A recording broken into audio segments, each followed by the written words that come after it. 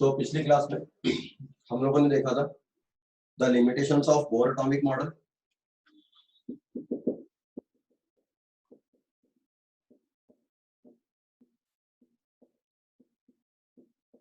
The limitations of bore atomic model. Bore atomic model काफी अच्छा था। ये हाइड्रोजन स्पेक्ट्रम को समझाता था, ये एटम की स्टेबिलिटी को भी समझाता था, लेकिन बोर एटॉमिक मॉडल में फिर भी कुछ ड्रॉबैक्स थे। कुछ ड्रॉबैक्स हमने पिछली क्लास में डिस्कस किए थे। The Bohr atomic model is not applicable on multi-electron atoms.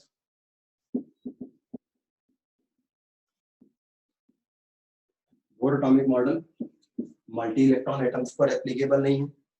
ये ऐसे एटम्स और आयंस की स्टेबिलिटी को और उनके स्ट्रक्चर को समझाता है जिनमें एक इलेक्ट्रॉन होता है। न्यूक्लियस में प्रोटॉन कितने भी हो मगर बाहर एक इलेक्ट्रॉन होना चाहिए। ऐसे सिस्टम्स पर बोर मॉडल एप्लीकेबल है। ये मल्टी इलेक्ट्रॉन एटम्स के स्ट्रक्चर को नहीं समझाता है। दूसरा, bore atomic model can not explain the fine spectrum. Bore atomic model fine spectrum को एक्सप्लेन नहीं करता है। बोर मॉडल ये तो बताता है कि हाइड्रोजन का स्पेक्ट्रम इस प्रकार का आना चाहिए, लाइन स्पेक्ट्रम आना चाहिए, स्क्रीन पर बारीक बारीक लाइंस मिलना चाहिए।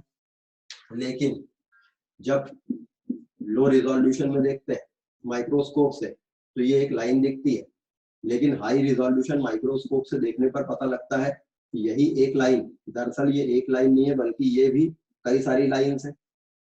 This is called fine spectrum, जब हाई रिजोल्यूशन माइक्रोस्कोप से देखा जाता है।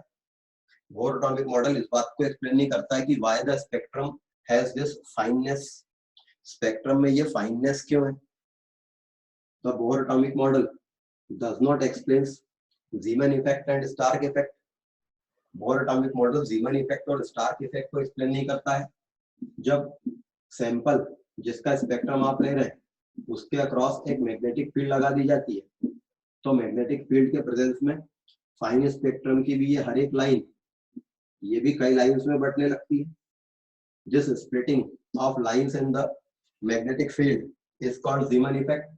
लाइंस का मैग्नेटिक फील्ड में इस प्रकार से स्प्लिट हो जाना ज़ीमैन इफेक्ट कहलाता है। Bohr atomic model Zeeman effect को एक्सप्लेन नहीं करता है।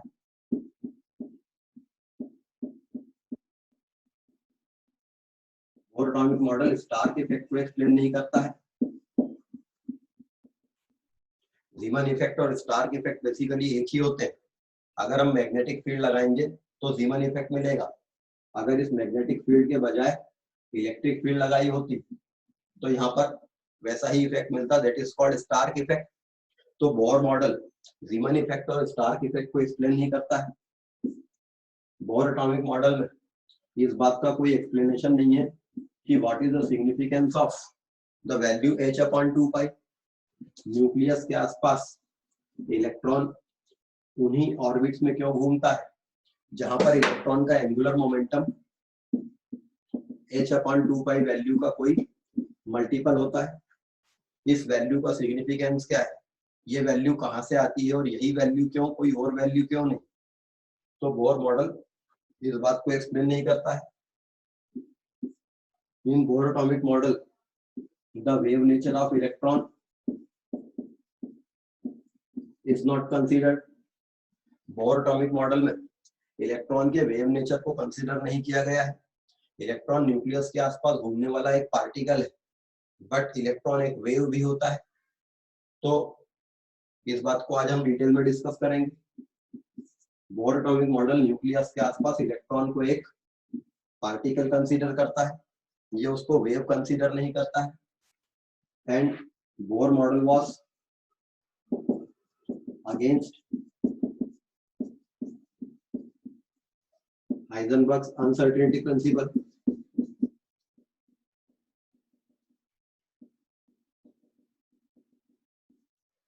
The Bohr atomic model is against Heisenberg's uncertainty principle. Bohr model Heisenberg's uncertainty principle के अगेंस्ट है। इस बात को भी आज हम डिटेल में डिस्कस करेंगे, इन दोनों बातों को। And Bohr atomic model does not explain the valency of the atom.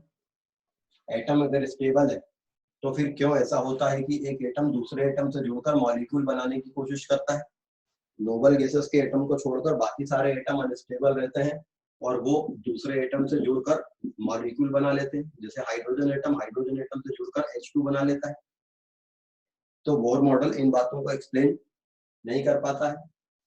Wave nature of electron, Bohr model electron के वेव नेचर को कंसीडर नहीं करता है। इलेक्ट्रॉन एक पार्टिकल है, लेकिन इलेक्ट्रॉन एक वेव भी है। The dual nature of matter,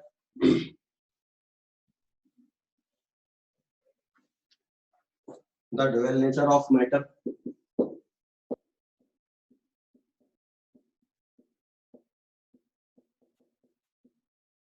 the dual nature of matter, जिस प्रकार से एनर्जी में ड्यूअल नेचर होता है। इसके पहले हमने एनर्जी को देखा था, लाइट को देखा था कि लाइट में ड्यूअल नेचर होता है। Light has wave nature as well as particle nature. वैसा ही मैटर में भी ड्यूअल नेचर होता है। Matter has dual nature. The de Broglie equation,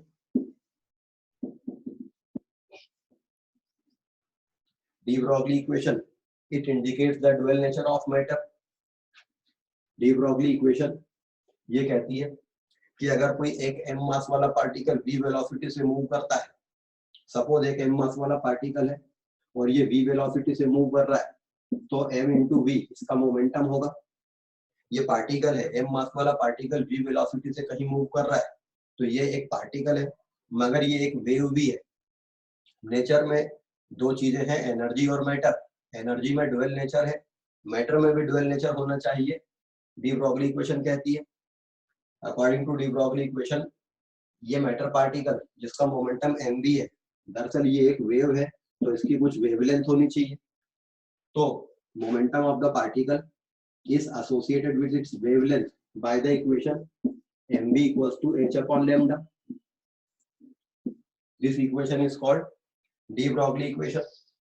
ये इक्वेशन मैटर के ड्यूअल नेचर को बताती है।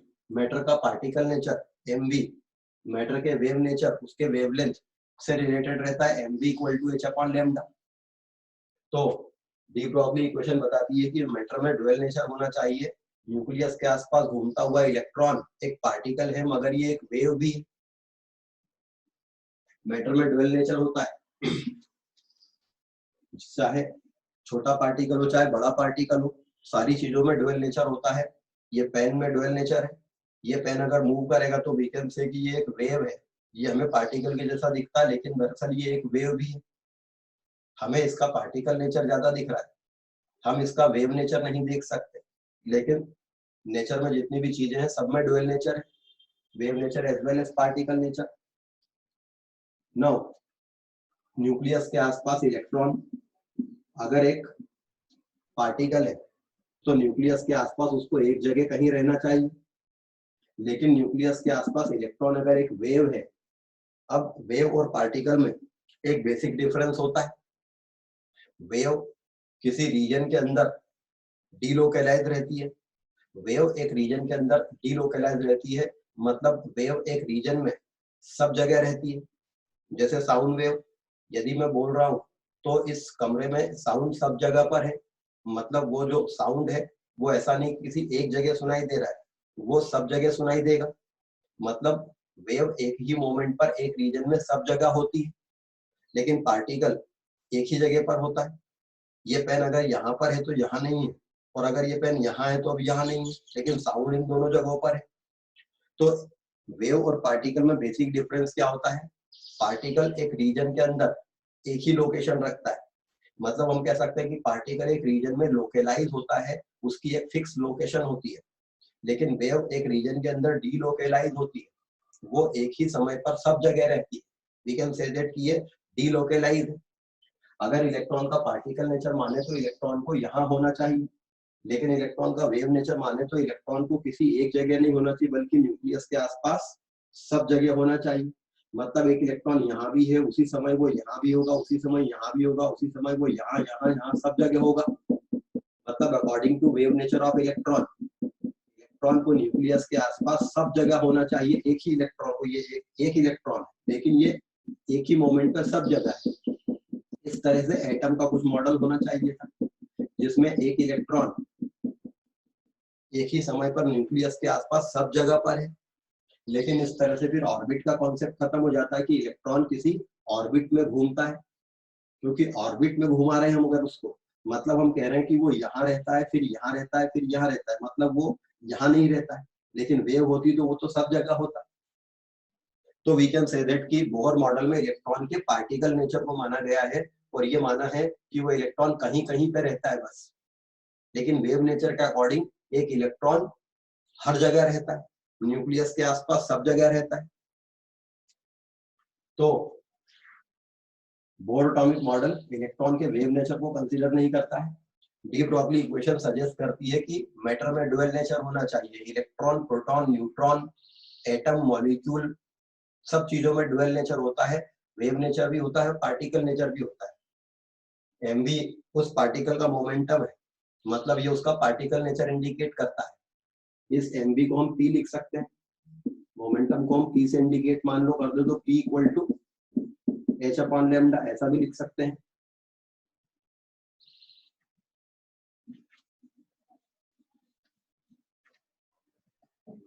Now according to de Broglie equation P equal to H upon lambda होता है, जहां H प्लैंक्स कांस्टेंट है। यदि मैं इस कांस्टेंट को हटा देता हूं तो according to de Broglie equation P is inversely proportional to lambda.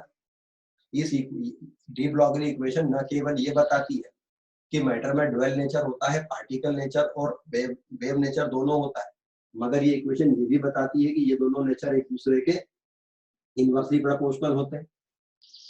ये दोनों नेचर एक दूसरे के इनवर्सली प्रोपोर्शनल होते हैं, मतलब यदि पार्टिकल नेचर ज्यादा है तो वेव नेचर कम रहेगा, और वेव नेचर ज्यादा है तो पार्टिकल नेचर कम रहेगा।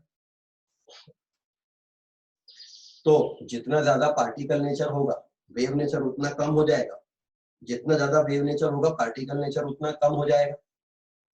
अब इस पेन का हमको पार्टिकल नेचर क्यों दिखता है?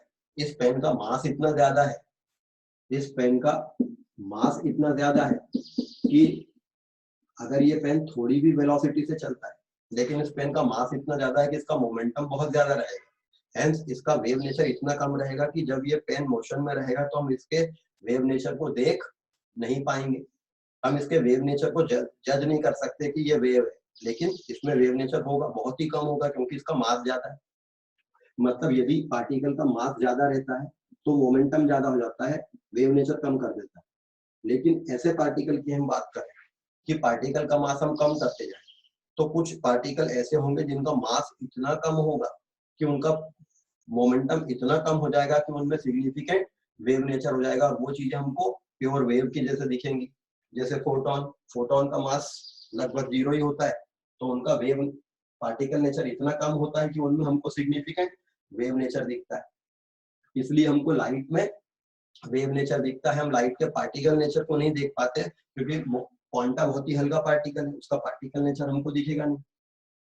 इसलिए लाइट में हमको प्रिडोमिनेटली वेव नेचर दिखता है, उसका पार्टिकल नेचर नहीं दिखता है। और इस पेन का हमको पार्टिकल नेचर दिख रहा है, इसका वेव नेचर नहीं देख पाएंगे। नाउ इस तरह से हमारे पास में 3 केसेस आ जाते हैं। एक ऐसे पार्टिकल जिनका मास ज्यादा है तो उनका वेव नेचर कम, कुछ ऐसे पार्टिकल जिनका मास बहुत कम है तो उनका वेव नेचर अच्छा खासा हो जाएगा, जैसे लाइट का क्वांटा। लेकिन कुछ ऐसे पार्टिकल भी होंगे जिनका मास लगभग इतना होगा कि जो सिग्निफिकेंट पार्टिकल नेचर हो उतना ही सिग्निफिकेंट वेव नेचर भी रख रहे होंगे। कुछ चीजें इस तरह से भी सेट हो सकती है, कुछ पार्टिकल ऐसे भी होंगे। Now electron is such a particle. Electron एक ऐसा पार्टिकल है जिसका मास ना तो इतना ज्यादा है कि उसमें प्रॉपर पार्टिकल नेचर हो, और ना उसका मास इतना कम है कि उसमें प्रॉपर वेव नेचर हो। मतलब ऐसे पार्टिकल जिनमें प्रिडोमिनेटली पार्टिकल नेचर है, कुछ ऐसी चीजें हैं जिनमें प्रिडोमिनेटली वेव नेचर है, पर कुछ चीजें ऐसी भी हैं जिनमें पार्टिकल नेचर वेव नेचर लगभग इक्वल है। They are on the verge of this wave particle duality. वो इस वेव पार्टिकल डुअलिटी की वर्ज पे है। Electron is such a particle, मतलब न्यूक्लियस के आसपास जब एक इलेक्ट्रॉन रहेगा तो वो वेव भी रहेगा और पार्टिकल भी रहेगा। वो वेव भी रहेगा और पार्टिकल भी रहेगा। अच्छा, D Broglie equation. De Broglie equation में अगर हम इस m को न्यूक्लियस के आसपास घूमते हुए, हाइड्रोजन एटम के न्यूक्लियस के आसपास घूमते हुए इलेक्ट्रॉन का मास रख दें, इस वेलोसिटी को हाइड्रोजन एटम में फर्स्ट ऑर्बिट में घूमते हुए इलेक्ट्रॉन की वेलोसिटी रख दें, तो हाइड्रोजन एटम में हमें पता है कि न्यूक्लियस के आसपास m मास वाला इलेक्ट्रॉन v वेलोसिटी से घूमता है, और हमको इस इलेक्ट्रॉन का मास और वेलोसिटी दोनों पता है, तो क्यों ना हम इसको यहाँ रख दें। तो mv equal to h upon lambda, तो lambda equal to h upon mv होगा। Lambda equal to 6.625 into 10 to the power -34 joule second upon mass of electron 9.108 into 10 to the power -31 kilogram into velocity of electron 2.16 into 10 to the power 6 metre per second. ये लिख सकते हैं। हमने क्या किया, hydrogen atom में nucleus के आसपास घूमने वाले एक इलेक्ट्रॉन का मास और वेलोसिटी रख दी डी ब्रॉगली इक्वेशन में। ये जो जूल है, जूल को हम लिख सकते थे किलोग्राम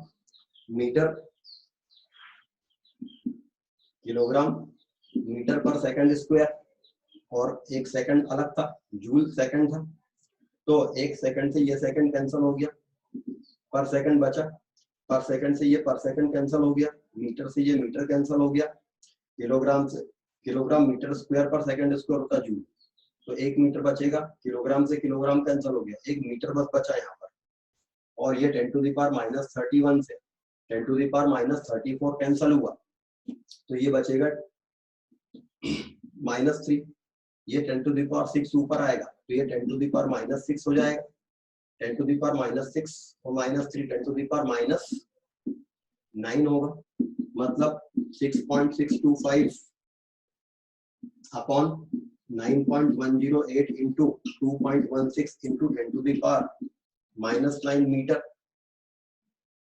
ये वैल्यू लगभग आएगी। अगर इस सारी वैल्यू को देखें तो ये लगभग 10 टू द पावर -10 मीटर क्या ऑर्डर का कोई आंसर आएगा। जब हम इस आंसर को एनालाइज करते हैं तो हम देख रहे हैं कि हाइड्रोजन एटम में न्यूक्लियस के आसपास घूमता हुआ जो इलेक्ट्रॉन है वो wavelength 10 to the power -10 metre range में रखता है। वेवलेंथ की ये रेंज एक्स रेज की वेवलेंथ रेंज के आसपास आती है। इलेक्ट्रोमैग्नेटिक रेडिएशंस का जो पूरा स्पेक्ट्रम है, cosmic rays, gamma rays, X rays, ultraviolet, visible, उसमें एक्स रेज जो होती है वो एंगस्ट्रॉम ऑर्डर में अपनी वेवलेंथ रखती है। तो इलेक्ट्रॉन की जो वेवलेंथ यहाँ पे आ रही है वो एंगस्ट्रॉम ऑर्डर में आ रही है,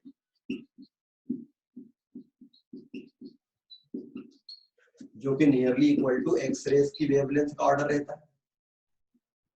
according to de Broglie equation, nucleus के आसपास जब इलेक्ट्रॉन घूमता है तो उसको अपनी वेवलेंथ एंगस्ट्रॉम रीजन में होगी, और एक्सरेज की वेवलेंथ भी एंगस्ट्रॉम रीजन में होती है। तो इस इंफॉर्मेशन के बेसिस पे हम ये कह सकते हैं कि अगर एक इलेक्ट्रॉन की बीम आपके पास में है तो इलेक्ट्रॉन की इस बीम को एक्सरे की बीम के जैसा ही बिहेव करना चाहिए। इलेक्ट्रॉन की एक बीम अगर आपके पास में है तो उसको एक्सरेज की बीम के जैसा ही बिहेव करना चाहिए। इस बात को यूज करके डेविडसन एंड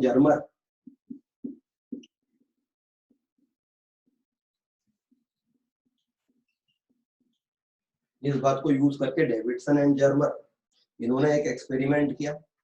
उन्होंने देखा कि जो एक्सरेज होती है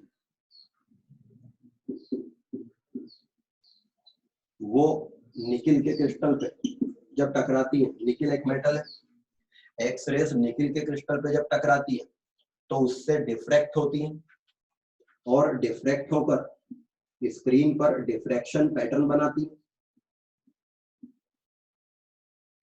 एक्सरेज निकिल के क्रिस्टल से टकराती हैं। निकिल के क्रिस्टल में दो एटम के बीच में इतने बारीक गैप रहते हैं, ये निकिल के एटम है, और दो एटम्स के बीच में इतने बारीक बारीक गैप रहते हैं यहाँ पर कि ये एक्सरेज के लिए एक बारीक से स्लिट का काम करते हैं। हमने देखा था कि लाइट जब एक पतली सी स्लिट में से पास होती है तो डिफ्रैक्ट होती है, टकरा के बैंड होती है। तो निकिल के ये एटम्स के बीच की जो गैप है वो एक बारीक से स्लिट का काम करती है और इस स्लिट से एक्सरेज डिफ्रैक्ट होती है और स्क्रीन पे डिफ्रैक्शन पैटर्न बनता है। According to de Broglie equation electron की जो वेवलेंथ आ रही है वो एंगस्ट्रॉम ऑर्डर में आ रही है, जो एक्सरेज की वेवलेंथ का ऑर्डर है। तो अगर एक्सरेज की एक बीम निकिल से डिफ्रैक्शन शो करती है, तो ऐसे ही इलेक्ट्रॉन की एक बीम को भी शो करना चाहिए। तो डेविडसन एंड जर्मर ने क्या किया, अपने एक्सपेरिमेंट में निकिल के क्रिस्टल पे इलेक्ट्रॉन की एक बीम डाली। जब उन्होंने इलेक्ट्रॉन की एक बीम निकिल के क्रिस्टल पे डाली तो वैसा ही डिफ्रैक्शन पैटर्न बन गया जैसा कि एक्सरेज से बनता है। This experiment has proved the wave nature of electron. X rays की जगह जब इलेक्ट्रॉन की एक बीम निकिल क्रिस्टल पे डालते हैं तो वैसा ही डिफ्रैक्शन पैटर्न बनता है जैसा डिफ्रैक्शन पैटर्न एक्सरेज बनाती है। और ये इक्वेशन कह रही है कि इलेक्ट्रॉन की एक बीम को एक्सरे के जैसा बिहेव करना चाहिए था, क्योंकि उन दोनों का वेवलेंथ ऑर्डर लगभग सेम आया था। तो this was the direct proof कि इलेक्ट्रॉन में प्रॉपर वेव नेचर होता है। इलेक्ट्रॉन एक वेव है। लेकिन बोहर ने क्या किया था, इलेक्ट्रॉन के केवल पार्टिकल नेचर को कंसीडर किया था। तो ये एक्सपेरिमेंट न केवल इलेक्ट्रॉन के वेव नेचर को प्रूव करता है, बल्कि ये डी ब्रॉगली इक्वेशन को भी प्रूव करता है कि ये इक्वेशन सही है।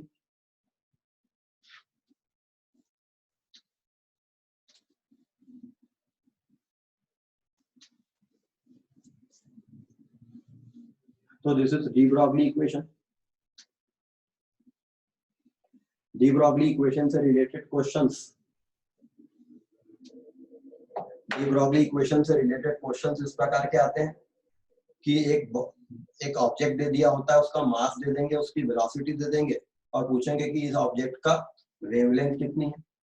Suppose a ball of 200 gram travels with a velocity of 30 meter per second. Calculate the wavelength of that ball. इस बॉल की वेवलेंथ कैलकुलेट करनी है। नाउ ये जो बॉल है ये एक मैटर पार्टिकल है, इसकी वेवलेंथ निकालनी है। तो हम E equal to hc upon lambda ये इक्वेशन लगाएंगे, गलत हो जाएगा। वेवलेंथ कैलकुलेट करने के लिए E equal to hc upon lambda कब लगा सकते हैं, जब हमको एक क्वांटा की वेवलेंथ पता करनी है। ये इक्वेशन लाइट के क्वांटा की वेवलेंथ देता है, प्लैंक्स क्वांटम थ्योरी। जबकि इस क्वेश्चन को सॉल्व करने के लिए आपको mv equal to h upon lambda de Broglie equation लगानी पड़ेगी। तो दिस क्वेश्चन, तो अगर किसी मैटर पार्टिकल की वेवलेंथ पूछी है तो डी ब्रॉगली इक्वेशन लगाएंगे, और अगर किसी क्वांटा की वेवलेंथ पूछी है तो प्लैंक क्वांटम थ्योरी लगाएंगे। तो lambda equal to h upon mv हो जाता। तो lambda equal to 6.625 into 10 to the power minus 34 joule second upon mass of the ball 200 multiplied by velocity 30। Now इसमें गलती क्या है, इसमें हमने प्लैंक्स कांस्टेंट की वैल्यू वो जूल सेकंड में रखा है, मतलब MKS यूनिट सिस्टम में, लेकिन बॉल का मास हमने ग्राम में रख दिया। अगर हम यहाँ पर MKS यूनिट सिस्टम यूज कर रहे हैं तो यहाँ भी MKS यूनिट सिस्टम यूज करेंगे। तो बॉल का मास 200 अपॉन 1000 किलोग्राम रखेंगे। ये 30 मीटर पर सेकंड, ये तो MKS में ही था। जूल जो होता है ये होता है किलोग्राम मीटर स्क्वायर पर सेकंड स्क्वायर। पर सेकंड से 1 पर सेकंड कटा, 1 सेकंड से 1 पर सेकंड कटा, ये पूरा खत्म हो गया। किलोग्राम से किलोग्राम कैंसिल हो गया, 1 मीटर से 1 मीटर, आंसर आएगा मीटर। तो lambda will be equal to, ये पूरा न्यूमेरिकल सॉल्व करेंगे, answer will be metre. Calculation कर लेंगे। तो de Broglie equation dual nature of matter को बताती है कि मैटर हैज ड्यूअल नेचर। लेकिन हमें बड़े ऑब्जेक्ट्स जैसे ये डस्टर या ये पेन जब ये मूव करते हैं तो हमको इनका केवल पार्टिकल नेचर दिखता है, क्योंकि इनका मोमेंटम इतना ज्यादा है कि इनका वेव नेचर इतना कम रहेगा कि इस डस्टर की वेव को आप डिटेक्ट नहीं कर सकते, ये इतनी छोटी वेवलेंथ होगी। वैसे भी ह्यूमन आईज केवल 300 से 700 नैनोमीटर तक की वेवलेंथ को देख पाती है, उससे छोटी वेवलेंथ को हम देख ही नहीं पाते। तो this is de Broglie equation.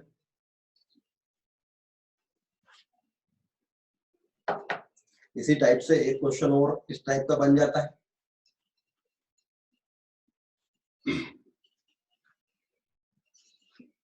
Hydrogen के फर्स्ट ऑर्बिट में इलेक्ट्रॉन की वेलोसिटी, इलेक्ट्रॉन की एनर्जी -13.6 इलेक्ट्रॉन वोल्ट होती है। हाइड्रोजन का एक एटम है, उसके फर्स्ट ऑर्बिट में इलेक्ट्रॉन की एनर्जी -13.6 इलेक्ट्रॉन वोल्ट होती है। अब यदि आपने इसको कुछ एनर्जी दे दी, मान लीजिए आपने इसको कुछ एनर्जी दे दी, तो वो एनर्जी इसमें जाके जुड़ जाएगी। अब ये एनर्जी जब जुड़ जाएगी तो ये किसी हायर ऑर्बिट पे चला जाएगा। लेकिन इससे 3 प्रकार के क्वेश्चंस बनते हैं, 3 प्रकार की बातें यहाँ आ सकती है। मान लीजिए इस इलेक्ट्रॉन को आपने एग्जैक्टली 13.6 इलेक्ट्रॉन वोल्ट एनर्जी दे दी। अगर आपने इसको एग्जैक्टली 13.6 इलेक्ट्रॉन वोल्ट एनर्जी दे दी तो इस इलेक्ट्रॉन की टोटल एनर्जी क्या हो जाएगी? -13.6 इलेक्ट्रॉन वोल्ट उसके पास पहले से थी, प्लस 13.6 इलेक्ट्रॉन वोल्ट आपने उसको दे दी, इसकी टोटल एनर्जी 0 हो जाएगी। और इलेक्ट्रॉन की टोटल एनर्जी 0 कहाँ होती है? इनफाइनाइट ऑर्बिट पे। ये इलेक्ट्रॉन यहाँ से इनफाइनाइट ऑर्बिट पे चला जाएगा, मतलब ये इस एटम में से निकल जाएगा।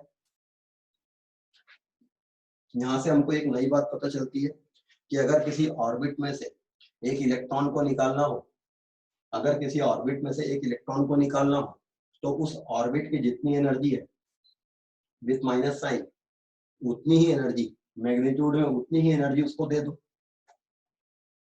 यदि आपको एक ऑर्बिट में से इलेक्ट्रॉन को निकालना है तो जिस ऑर्बिट में वो इलेक्ट्रॉन है, सपोज यहाँ इसकी एनर्जी -e है, तो इतनी ही एनर्जी का मैग्नीट्यूड इसकी टोटल एनर्जी 0 कर देगा। तो ये क्या हो जाएगी? इस ऑर्बिट से इस इलेक्ट्रॉन को निकालने की एनर्जी, मतलब आयोनाइजेशन एनर्जी।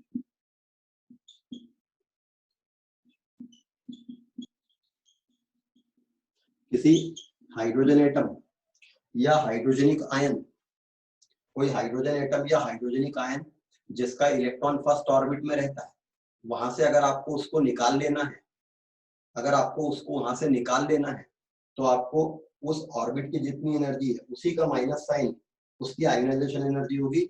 एटम में से इलेक्ट्रॉन को निकालने को जो एनर्जी लगती है वो आयोनाइजेशन एनर्जी कहलाती है। ये माइनस साइन क्या करेगा? इसके माइनस साइन को प्लस कर देगा, जैसा कि यहाँ पर हम करते कि सपोज हमको पूछा है कि हाइड्रोजन एटम की आयोनाइजेशन एनर्जी कितनी रहेगी। हाइड्रोजन एटम का इलेक्ट्रॉन फर्स्ट ऑर्बिट में रहता है, तो minus sign of energy of first orbit minus of -13.6 electron volt, that is plus 13.6 electron volt उसको निकालने की एनर्जी। तो किसी ऑर्बिट में जो इलेक्ट्रॉन रहता है वहां से उसको निकाल लेने के लिए मिनिमम एनर्जी जो लगती है वो उसी ऑर्बिट की एनर्जी का मैग्नीट्यूड होता है। साइन नहीं रखेंगे, प्लस साइन रहेगा क्योंकि आप ये एनर्जी दोगे इसको, और ये उसकी टोटल एनर्जी 0 कर देगा। इलेक्ट्रॉन की टोटल एनर्जी इंफिनिटी पे 0 होती है। अच्छा, मान लीजिए आपने हाइड्रोजन के एक एटम को इतनी एनर्जी नहीं दी, आपने इससे कम एनर्जी दी, सपोज आपने उसको 12 इलेक्ट्रॉन वोल्ट एनर्जी दी, तो क्या होगा? और सपोज आपने उसको इससे ज्यादा एनर्जी दे दी, सपोज 15 इलेक्ट्रॉन वोल्ट एनर्जी दे दी, तो क्या होगा? 3 केस हो गए। हाइड्रोजन एटम के फर्स्ट ऑर्बिट में एक इलेक्ट्रॉन था, आपने उसको एक्जैक्टली उतनी ही एनर्जी दे दी। इस बात का क्या मतलब है वो अभी हमने समझा कि वो इलेक्ट्रॉन निकल आएगा एटम में। इससे कम एनर्जी देने पे क्या होगा, या इससे ज्यादा एनर्जी देने पे क्या होगा? पहले देखते हैं कम एनर्जी देने पे क्या होगा। कम एनर्जी अगर आपने दी तो ये किसी लोअर ऑर्बिट पे जाके टिक जाएगा, सपोज 6th ऑर्बिट पे, 7th ऑर्बिट पे, 8th ऑर्बिट पे चला जाएगा, इनफाइनाइट ऑर्बिट पे नहीं जा पाएगा। लेकिन हमें ये पता करना कि ये कौन से ऑर्बिट पे चला गया। तो क्या करें? इसने जितनी एनर्जी इसकी थी प्लस जितनी ले ली, ये टोटल एनर्जी हो गई। The energy of electron in nth orbit equal to -13.6 into Z square upon n square होती है। तो इतनी टोटल एनर्जी इलेक्ट्रॉन की हो गई, उसको हम इससे इक्वेट कर दें और इसको सॉल्व करके ये n की वैल्यू निकालने की ये कौन से ऑर्बिट पे चला गया, ये n की वैल्यू कुछ आ जाएगी। अब मान लीजिए ये n फ्रैक्शन आ रहा है, मतलब ये कोई नॉन स्टेशनरी ऑर्बिट पे पहुंच रहा है इलेक्ट्रॉन, तो हम कहेंगे कि वो इस एनर्जी को ले लेंगे। और अगर ये n इंटीजर आ रहा है, सपोज 8 आया, मतलब इलेक्ट्रॉन 8th ऑर्बिट पे चला है। ये कंक्लूजन इस प्रकार से निकाल सकते हैं। तो ये कंडीशन भी हमने चेक कर ली कि हाइड्रोजन एटम में एक इलेक्ट्रॉन फर्स्ट ऑर्बिट में था, उसको आपने कुछ एनर्जी दी, तो वो एटम में से निकलेगा कि नहीं निकलेगा, नहीं निकलेगा तो कौन से ऑर्बिट पे चला जाएगा, कब निकलेगा। अच्छा, तीसरा केस, जब हमने उसको निकलने के लिए जितनी एनर्जी चाहिए थी उससे ज्यादा दे दी, 15 इलेक्ट्रॉन वोल्ट एनर्जी आपने उसको दे दी, अब ये क्या करेगा, ये तीसरा केस हो गया। इस तीसरे केस में हम ये कर सकते हैं कि हमें ये पता है कि उसको निकलने के लिए इतनी चाहिए, तो इलेक्ट्रॉन को जितनी एनर्जी दी गई है, इलेक्ट्रॉन को जितनी एनर्जी दी गई है उसमें से इतनी तो वो इलेक्ट्रॉन एनर्जी एटम में से निकलने के लिए यूज करता है, बाकी की बची एनर्जी के कारण वो कुछ काइनेटिक एनर्जी के साथ भाग जाता है। मतलब kinetic energy of this emitted electron will be equal to energy taken by the electron minus electron को निकलने के लिए जितनी एनर्जी थी, ये इस इलेक्ट्रॉन की काइनेटिक एनर्जी बन जाएगी। इतनी एनर्जी के साथ, इतनी काइनेटिक एनर्जी के साथ वो इलेक्ट्रॉन एटम में से निकल के चला जाएगा। ये क्वेश्चन इस तरह से सॉल्व होता है। अच्छा, इस क्वेश्चन का और फर्दर एक्सटेंशन कैसे हो जाता है, in an hydrogen atom an electron absorbs 15 electron volt energy, calculate the velocity of the emitted electron. Hydrogen atom में एक इलेक्ट्रॉन ने 15 इलेक्ट्रॉन वोल्ट एनर्जी एब्सॉर्ब की, उस निकलने वाले इलेक्ट्रॉन की वेलोसिटी क्या होगी, कुछ नहीं, काइनेटिक एनर्जी तो आपने निकाल ली है ना, इसको हाफ mv स्क्वायर लिख दो। ये इलेक्ट्रॉन वोल्ट है, इसको जूल में कर लेते हैं। एक electron volt 1.6 into 10 to the power -19 joule होता है। यहाँ से इसकी वेलोसिटी निकाल लेंगे, इस इलेक्ट्रॉन की वेलोसिटी की, ये इलेक्ट्रॉन कितनी वेलोसिटी से भागेगा निकल के, मास पता है आपको इलेक्ट्रॉन का। इस तरह से क्वेश्चंस बनाए जाते हैं। अच्छा, एक क्वेश्चन ऐसा भी बन सकता है, इसी को और एक्सटेंशन, इसी क्वेश्चन का फर्दर एक्सटेंशन, हाइड्रोजन एटम में एक इलेक्ट्रॉन ने 15 इलेक्ट्रॉन वोल्ट एनर्जी एब्सॉर्ब की, तो वो जो इलेक्ट्रॉन निकल के भागेगा, ये इलेक्ट्रॉन निकल के भागेगा, इसकी डी ब्रॉगली वेवलेंथ कितनी होगी, ये जो इलेक्ट्रॉन निकल के जाएगा इसकी डी ब्रॉगली वेवलेंथ क्या होगी। क्वेश्चन को सॉल्व करने के लिए क्या करो, यहां से पहले इस इलेक्ट्रॉन की वेलोसिटी निकाल लो। अभी हमने जो क्वेश्चन किया है, इस इलेक्ट्रॉन की वेलोसिटी निकाल लो। जब वेलोसिटी निकल आए तो lambda equal to h upon mv से इलेक्ट्रॉन की वेवलेंथ निकाल लो, the wavelength of this emitted electron.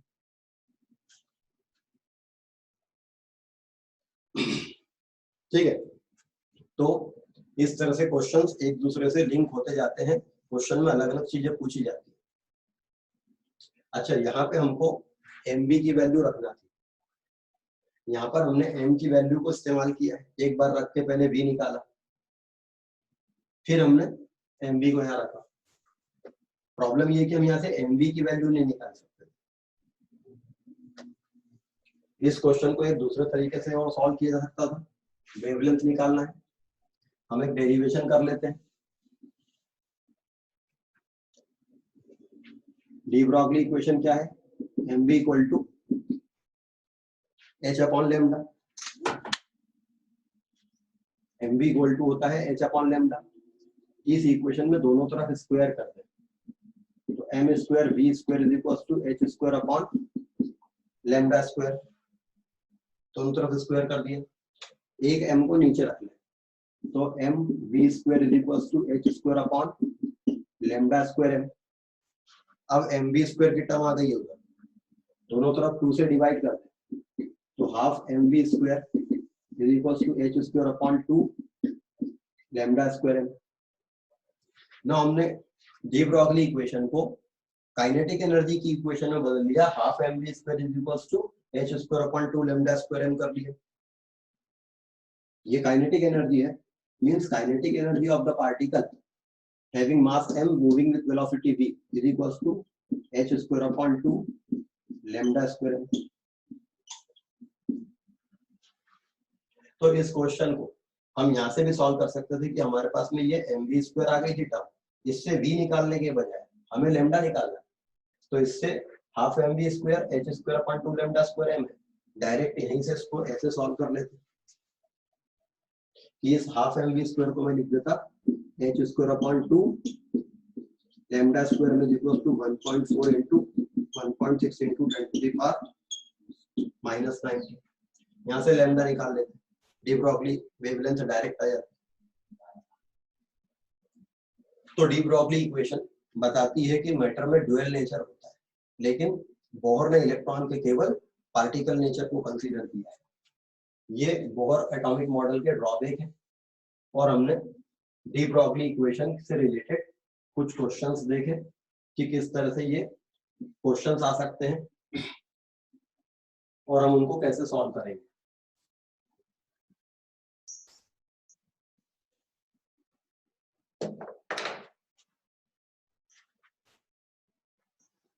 एक और कॉन्सेप्ट, अगर एक क्यू चार्ज वाला पार्टिकल, सपोज एक क्यू चार्ज वाला पार्टिकल है,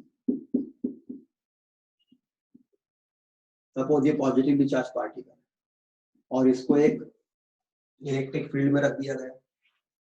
सपोज एक क्यू चार्ज वाला पार्टिकल है और मैंने उसको एक इलेक्ट्रिक फील्ड में रख दिया।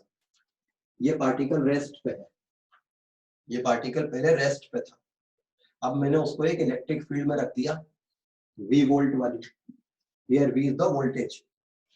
अगर एक पार्टिकल को हम एक फील्ड में रख दें, एक चार्ज पार्टिकल को एक इलेक्ट्रिक फील्ड में रख दें, रेस्ट पे था ये क्या होगा?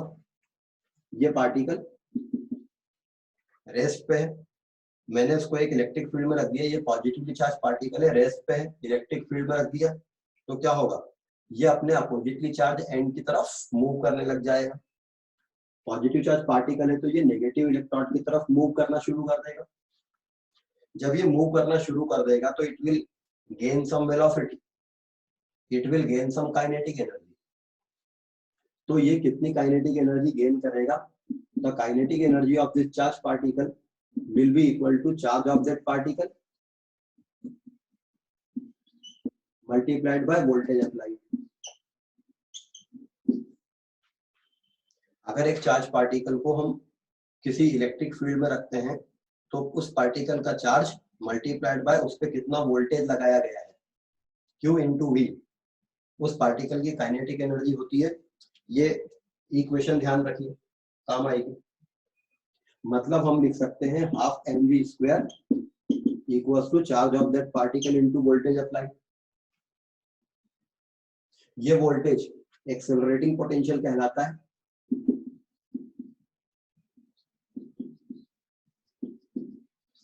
क्योंकि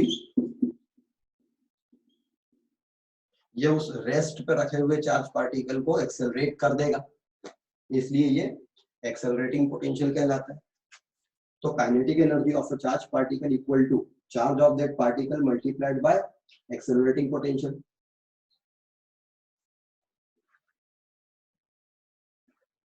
अच्छा, जब ये पार्टिकल एक्सेलरेट होगा, मूव करने लगेगा, तो इसकी कुछ डी ब्रॉगली वेवलेंथ आ जाएगी। अगेन अभी हमने डिराइव किया था डी ब्रॉगली इक्वेशन में, एक बार फिर से देखते हैं। mv इक्वल टू होता है h अपॉन लैम्डा, दोनों तरफ स्क्वायर करते हैं, m square v is equal to h square upon lambda square. एक m को इधर ले आते हैं, mv square is equal to h square upon lambda square m। 2 से डिवाइड करते हैं तो half mv square is equal हो जाएगा h square upon 2 lambda square m। Half mv square h square upon 2 lambda square m के बराबर आता है, तो h square upon 2 lambda square m is equal to charge into accelerating potential. इस equation से हम ऐसे क्वेश्चन सॉल्व कर सकते हैं जिसमें क्या पूछा हो कि एक प्रोटॉन को एक इलेक्ट्रिक फील्ड में रखा गया 100 वोल्ट की, उस प्रोटॉन की डी ब्रॉगली वेवलेंथ क्या होगी। De Broglie wavelength of that proton, ये हो जाएगा मास ऑफ प्रोटॉन, ये हो जाएगा चार्ज ऑफ प्रोटॉन, ये उस पर लगाया गया वोल्टेज, ये प्लैंक्स कांस्टेंट। तो हमें प्रोटॉन की उस वेवलेंथ पता लग जाएगी। या क्वेश्चन उल्टा आ सकता है कि एक प्रोटॉन को 500 एंगस्ट्रॉम की वेवलेंथ देने के लिए, एक प्रोटॉन को 500 एंगस्ट्रॉम की वेवलेंथ लाने के लिए कितना वोल्टेज में रखना पड़ेगा। अब की बार वेवलेंथ दे रखी है, कितना वोल्टेज लगाना पड़ेगा उस प्रोटॉन के ऊपर।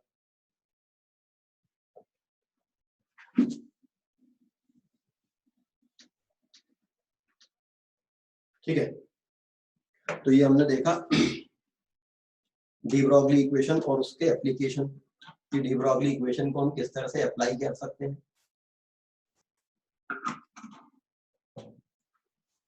तो बोर एटॉमिक थ्योरी का एक लिमिटेशन हमने डिटेल में डिस्कस किया कि बोर एटॉमिक थ्योरी इलेक्ट्रॉन के वेव नेचर को कंसीडर नहीं करती थी। The Bohr atomic theory was against Heisenberg's uncertainty principle. Bohr atomic theory Heisenberg's uncertainty principle के अगेंस्ट थी। यह उसका सेकंड सीरियस ड्रॉबैक था। हाइजेनबर्ग्स अनसर्टेनिटी प्रिंसिपल क्या कहता है? हाइजेनबर्ग्स अनसर्टेनिटी प्रिंसिपल क्या बोलता है? अगर आपके पास में एक छोटा सा पार्टिकल है, सपोज आपके पास में एक बहुत ही छोटा पार्टिकल है, बहुत माइक्रोस्कोपिक पार्टिकल है, तो आप इस माइक्रोस्कोपिक पार्टिकल, सपोज एक पार्टिकल है बहुत छोटा है, आप इसकी किसी मोमेंट पे पोजीशन और इसका मोमेंटम दोनों एक साथ बता नहीं सकते। For a microscopic particle it is impossible to predict both its position and the momentum simultaneously। दोनों को एक साथ नहीं बता सकते, किसी एक को बता सकते। पोजीशन आप बता दोगे, उस समय पे उसका मोमेंटम आप नहीं बता सकते, और मोमेंटम अगर आप बता रहे हो तो फिर उस समय पे आप उसकी पोजीशन नहीं बता सकते। ये हाइजेनबर्ग्स अनसर्टेनिटी प्रिंसिपल है कि इन दोनों टर्म में से कोई एक टर्म हमेशा अनसर्टन रहेगी। For a microscopic particle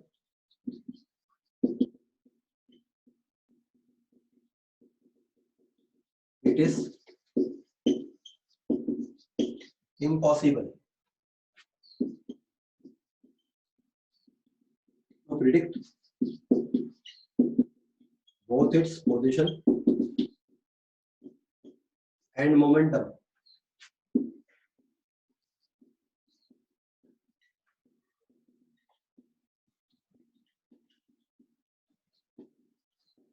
simultaneously। For a microscopic particle it is impossible to predict both its position and momentum simultaneously। किसी माइक्रोस्कोपिक पार्टिकल के लिए आप उसकी पोजीशन और मोमेंटम दोनों एक साथ नहीं बता सकते, कोई एक चीज बता सकते। मैथमेटिकली कहें तो delta x multiplied by delta p is greater than और equal to h upon 4 pi। Delta x multiplied by delta p is greater than और equal to h upon 4 pi। यहाँ पर ये डेल्टा एक्स क्या है?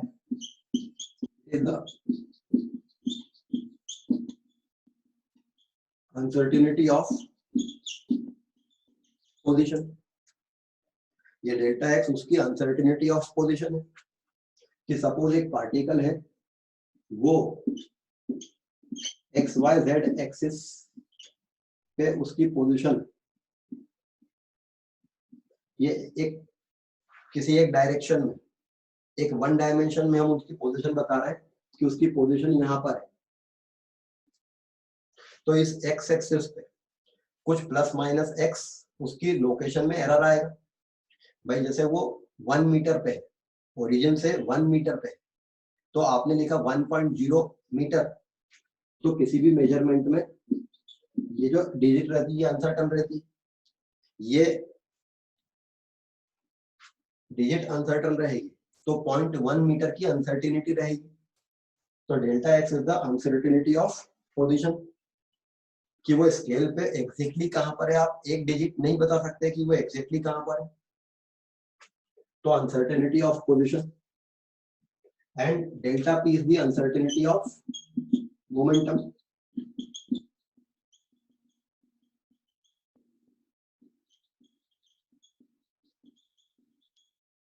uncertainty of position and uncertainty of momentum, position की uncertainty और momentum की uncertainty का प्रोडक्ट h/4 के बराबर या उससे बड़ा रहता है। वैसे ये ग्रेटर देन और इक्वल टू साइन रखते हैं, लेकिन अगर क्वेश्चन आता है तो हम इसको इक्वल टू लेके सॉल्व करेंगे, तो हम अभी इक्वल टू लिख लेंगे। अच्छा, h कांस्टेंट है, प्लैंक्स कांस्टेंट, पाई कांस्टेंट है, 4 कांस्टेंट है, मतलब ये पूरी टर्म कांस्टेंट है, मतलब पोजीशन की अनसर्टेनिटी और मोमेंटम की अनसर्टेनिटी का प्रोडक्ट कांस्टेंट टर्म है। दो चीजों का प्रोडक्ट कांस्टेंट रहता है, मतलब वो दोनों चीजें एक दूसरे के इनवर्सली प्रोपोर्शनल रहती है। पोजीशन की अनसर्टेनिटी इनवर्सली प्रोपोर्शनल है मोमेंटम की अनसर्टेनिटी के। अब ये इक्वेशन क्या कहती है कि सपोज एक माइक्रोस्कोपिक पार्टिकल है और उसकी पोजीशन हमें पता है, एक माइक्रोस्कोपिक पार्टिकल है और उसकी पोजीशन हमें पता है। पोजीशन अगर आपको पता है 100% एक्यूरेसी के साथ पोजीशन आपको पता है, मतलब उसकी पोजीशन की अनसर्टेनिटी 0 है। भाई पोजीशन पता है ना, सर्टन हो आप, मतलब अनसर्टेनिटी 0 है। तो पोजीशन की अनसर्टेनिटी अगर 0 है तो मोमेंटम की अनसर्टेनिटी इनफाइनाइट हो जाएगी। ये टर्म 0 होगी तो ये इनफाइनाइट हो जाएगी, ये टर्म 0 होगी तो ये इनफाइनाइट हो जाएगी, क्योंकि दोनों एक दूसरे के इनवर्सली प्रोपोर्शनल है। एक बढ़ेगा तो दूसरा घटेगा, तो एक अगर 0 को टेंड करेगा तो दूसरा इंफिनिटी को टेंड करेगा। मतलब अगर आप पोजीशन पता कर पा रहे हो, पोजीशन की अनसर्टेनिटी 0 होगी तो मोमेंटम की अनसर्टेनिटी इनफाइनाइट हो जाएगी, आप उसका मोमेंटम नहीं पता कर सकते फॉर अ माइक्रोस्कोपिक पार्टिकल।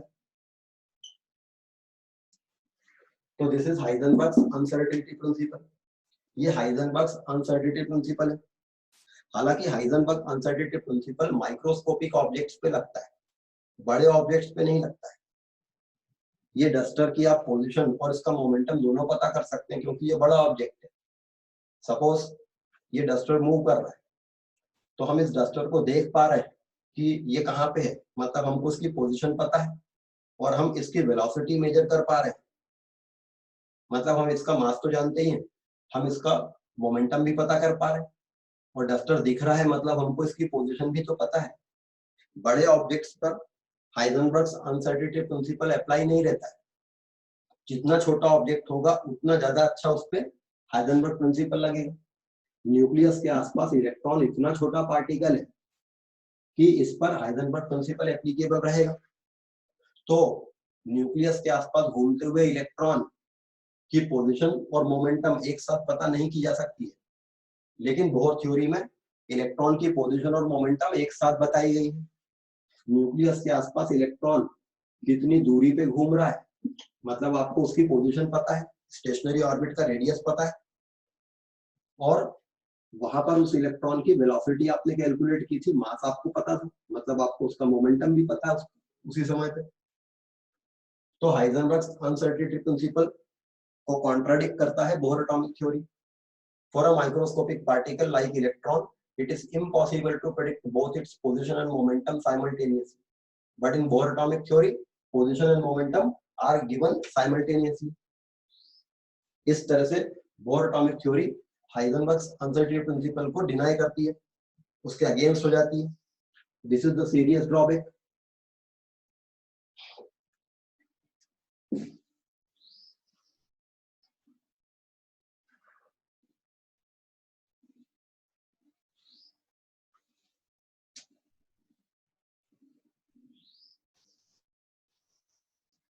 तो ये हमने देखा बोहर एटॉमिक थ्योरी के ड्रॉबैक्स डिटेल में।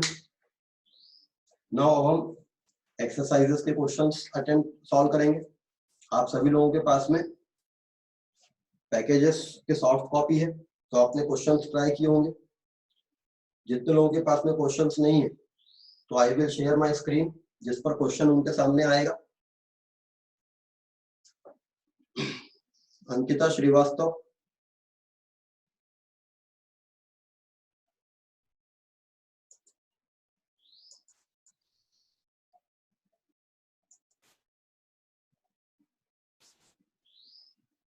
हाँ जी, किसी को कोई डाउट पूछना अभी तो हैंड रेस करके पूछ सकते हैं।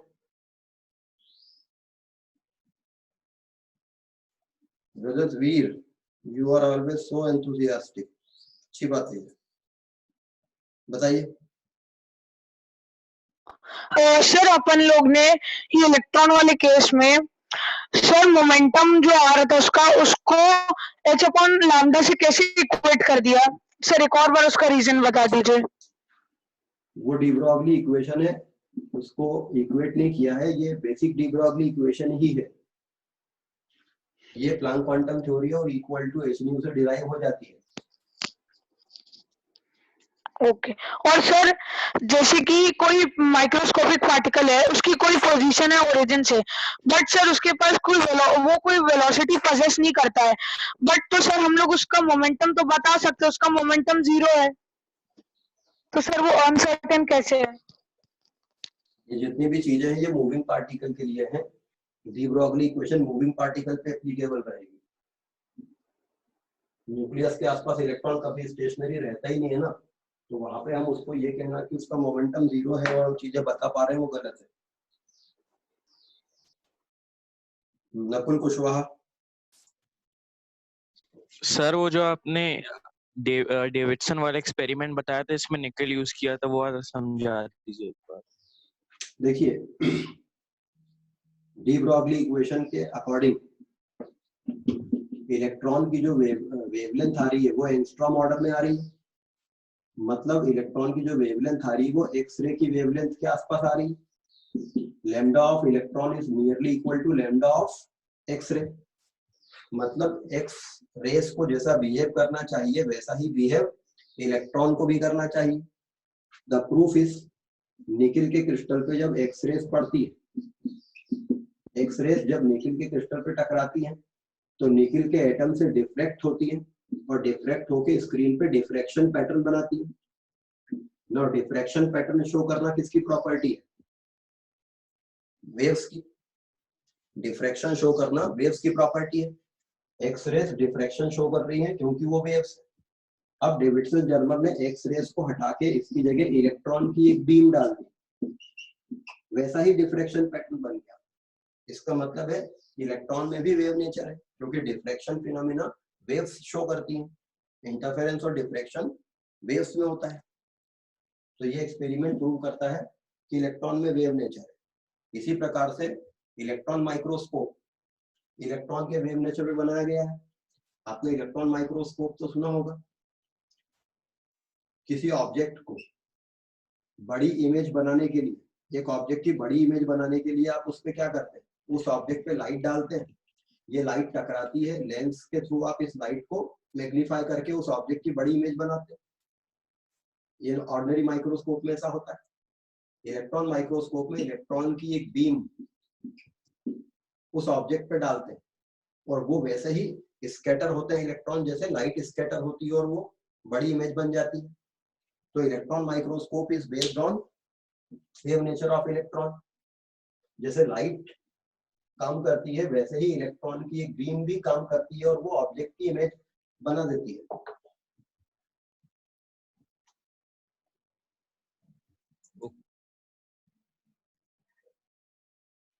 अनुकृति श्रीवास्तव।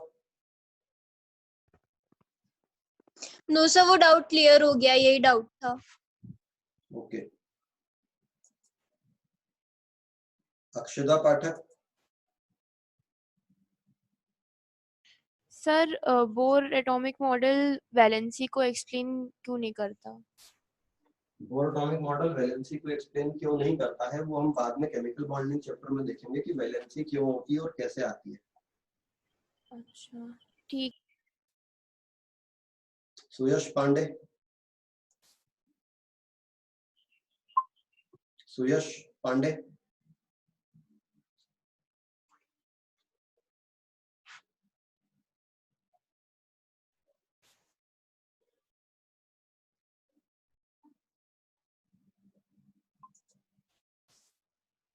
हेलो सुयश, हाँ बोले। सर, वो पोजीशन अनसर्टेनिटी और मोमेंटम अनसर्टेनिटी फिर से समझा दीजिए।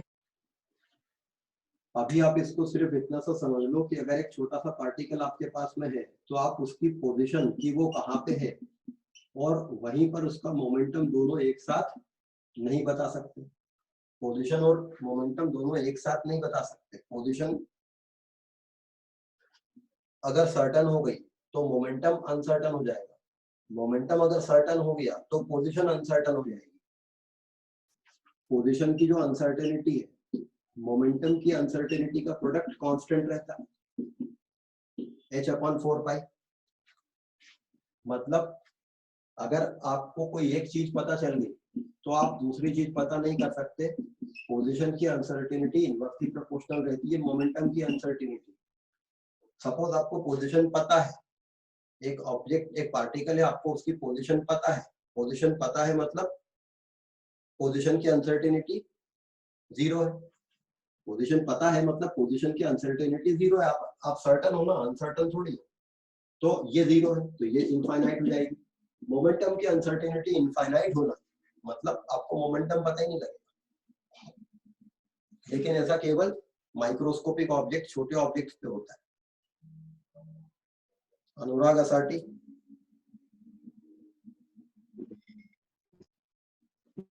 हेलो। अनुराग असाटी बोले। हेलो। हाँ सर मुझे ये पूछना है कि आयनाइजेशन एनर्जी वो होती है जो हम इलेक्ट्रॉन को देते हैं अपनी तरफ से। आयनाइजेशन एनर्जी वो होती है जो किसी एटम में से इलेक्ट्रॉन को बाहर निकाल लेने के लिए कम से कम लगती है। मतलब उसको इनफाइनाइट ऑर्बिट पे पहुंचाने के लिए जो लगती है, जो हम देते हैं। The amount of energy given to the atom to pull its electron, the minimum amount of energy. ठीक है। अक्षदा पाठक। सर एनसीईआरटी में एक एक्सप्रेशन दी है, वो बोर्स फ्रीक्वेंसी रूल, सर वो समझ में नहीं आई थी। बोर्स फ्रीक्वेंसी रूल तो यही है ना कि आपने जो E2 एनर्जी लेवल से E1 एनर्जी लेवल पे जो एक क्वांटा नीचे आया है, एक इलेक्ट्रॉन नीचे आया है, तो इससे जो क्वांटा निकलेगा, इस क्वांटा की एनर्जी कितनी होगी? E2 minus E1। और ये क्या है? क्वांटा की एनर्जी। तो प्लैंक क्वांटम थ्योरी से हम क्या लिख सकते हैं? h new. तो ये उस क्वांटा की फ्रीक्वेंसी दे देगा। यही बोर फ्रीक्वेंसी रूल है। ओके, ठीक है, थैंक यू सर। प्रखर Pratap Singh. Sir de Broglie equation में अपन एंगुलर मोमेंटम क्यों नहीं लेते हैं, MVR? क्योंकि वो डी ब्रोगली इक्वेशन किसी भी पार्टिकल के लिए है, भले वो लीनियर मोशन कर रहा हो चाहे वो एंगुलर मोशन कर रहा हो, इसलिए वहां तो MV लेना पड़ेगा। हाँ जी, ये मैंने स्क्रीन शेयर की है, लेकिन हमको करना क्या था? एक्सरसाइज है ना, एक्सरसाइज। ओके, प्रखर प्रताप अपने आप को म्यूट करो।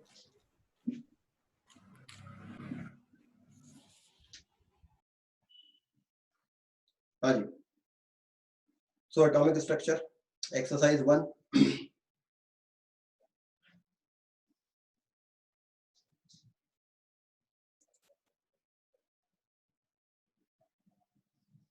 हाँ, जिसको एक्सरसाइज 1 के क्वेश्चंस में डाउट है वो हैंड रेज करे। क्वेश्चन 1 में किसी को डाउट है?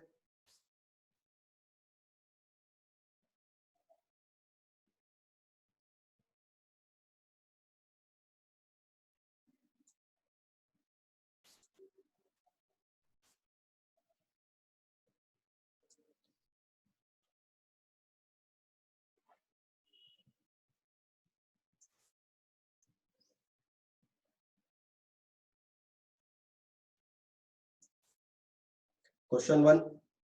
Which of the following statement is not correct regarding cathode rays? The cathode rays originate from cathode. ये बात ठीक है। Charge and mass of the particle constituting cathode rays depends upon the nature of the gas. ये correct नहीं है। Cathode rays का charge और मास जो रहता था E/m, वो गैस के नेचर पे डिपेंड नहीं करता था।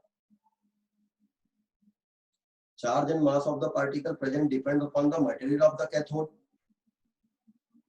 ये भी गलत है. The E by M ratio of the particle is much greater than that of anode rays. E by M ratio anode rays से काफी ज्यादा आता था. कैथोड रेस का E by M ratio में मास ऑफ द पार्टिकल, ये electron थी cathode rays, तो ये काफी हल्के पार्टिकल होते थे, मास कम रहता था, तो E by M ratio काफी ज्यादा आएगा. तो डी ऑप्शन करेक्ट है. तो exercise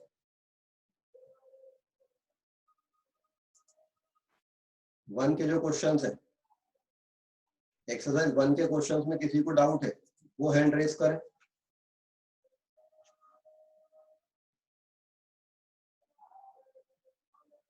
Nakul Kushwaha. Sir question number 2. Question number 2, exercise 1 का question number 2. Which of the following does not characterize X-rays? X-rays की कैरेक्टरिस्टिक्स कौन सी नहीं है?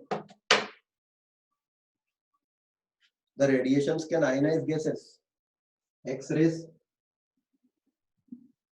जब किसी गैस से पास होती है तो एक्स-रेज जो रहती है ये काफी हाई एनर्जी वाली रेज होती है. ये उस गैस के एटम्स को टकरा के उनको आयोनाइज कर देती है, उनके इलेक्ट्रॉन्स को निकाल देती है. तो गैसेस जो रहती है वो आयोनाइज हो जाती है कैटायंस और एनायंस में, क्योंकि ये बॉन्ड्स को तोड़ देती है. इसलिए A option correct. It causes ZnS to show fluorescence. X-rays काफी हाई एनर्जी वाली रेज है. जिंक सल्फाइड की स्क्रीन पे अगर ये टकराएंगे तो वहां पे चमक आएगी. ये भी ठीक है. Deflected by electric and magnetic field.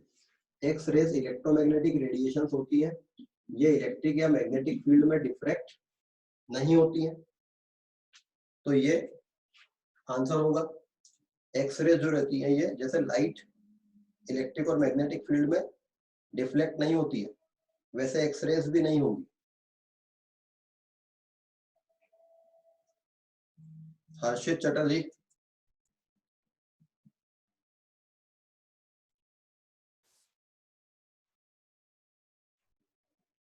Harshit Chatterjee. Sir exercise 1 का 5th. एक्सरसाइज 1 का 5th. एक्सरसाइज 1 का 5th ये रहा. The energy of N orbit in a hydrogen atom is given by the relation E equal to constant upon n square in kilojoule per mole. Which of the following properties represent this constant? Energy क्या होती है?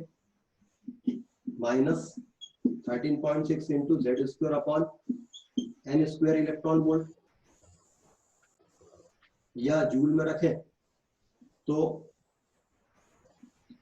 into 1.6 into 10 to the power -19 z square upon n square. अच्छा, ये term क्या है? Energy in the nth orbit is equal to this term upon n square joule है. ये term क्या है?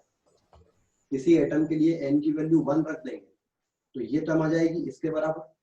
मतलब ये ऊपर वाली टर्म क्या है? फर्स्ट ऑर्बिट की एनर्जी. आई थिंक किसी को दिख नहीं रहा होगा.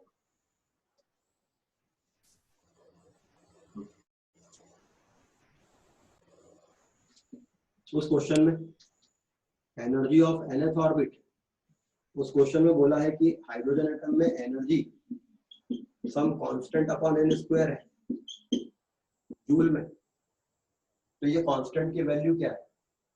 अगर हम एनर्जी का फॉर्मूला लिखें, energy in nth orbit equals to -13.6 into 1.6 into 10 to the power -19 z square upon n square electron volt के बजाय जूल में कर लिया. तो n की वैल्यू अगर 1 रखें तो ये टर्म बचती है. तो ये फर्स्ट ऑर्बिट की एनर्जी होगी. मतलब एनर्जी ऑफ nth ऑर्बिट को हम क्या लिख सकते हैं? Energy of first orbit upon n square joule. तो ये कांस्टेंट क्या है? फर्स्ट ऑर्बिट की एनर्जी. मगर फर्स्ट ऑर्बिट की एनर्जी का माइनस साइन होती है आयोनाइजेशन एनर्जी. मतलब ये कांस्टेंट आयोनाइजेशन एनर्जी की वैल्यू है क्योंकि पॉजिटिव साइन के साथ दी है. तो आंसर होगा उसका आयोनाइजेशन B. एनर्जी आज ही बताया था, ठीक है। हाँ, एक्सरसाइज 1 में किसी को कोई और क्वेश्चन पूछना हो?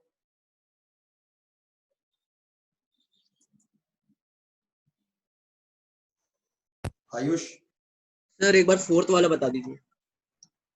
क्वेश्चन नंबर 4 एक्सरसाइज 1 का। Bohr concept of an orbit in an atom contradicts। आज ही तो पढ़ाया है, पिछली क्लास में भी पढ़ाया था, एक बार वापस से पढ़ तो लो क्वेश्चन को। बोर कॉन्सेप्ट किसको कॉन्ट्राडिक्ट करता है? इलेक्ट्रॉन एक ऑर्बिट में घूम रहा है, अगर आप इलेक्ट्रॉन को एक पर्टिकुलर ऑर्बिट में घुमा रहे हैं, अगर आप एक इलेक्ट्रॉन को एक पर्टिकुलर ऑर्बिट में घुमा रहे हैं, मतलब आप उसकी पोजीशन और मोमेंटम फिक्स कर दे रहे हैं, तो ये किसको कॉन्ट्राडिक्ट कर रहा है? ये अनसर्टेनिटी प्रिंसिपल को कॉन्ट्राडिक्ट कर रहा है कि इलेक्ट्रॉन को किसी ऑर्बिट में नहीं होना चाहिए। तो इसका आंसर होगा uncertainty principle. Akshay Agarwal. Sir stationary states क्या होता है? स्टेशनरी स्टेट, स्टेशनरी ऑर्बिट को ही कहते हैं। स्टेशनरी स्टेट मतलब स्टेशनरी ऑर्बिट, न्यूक्लियस से। वापस से समझा दीजिए। और हैं? फिफ्थ वाला वापस से समझा दीजिए। फिफ्थ वाला वापस से समझा दूं?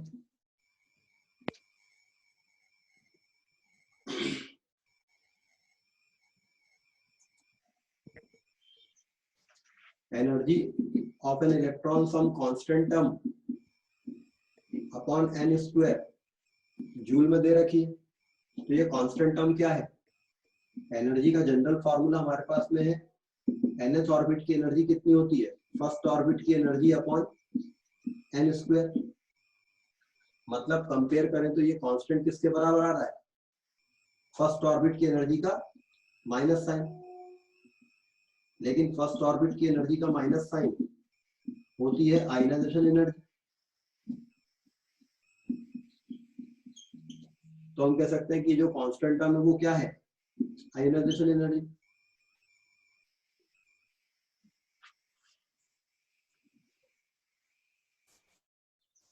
हाँ, एक्सरसाइज 1 में किसी को और कोई problem?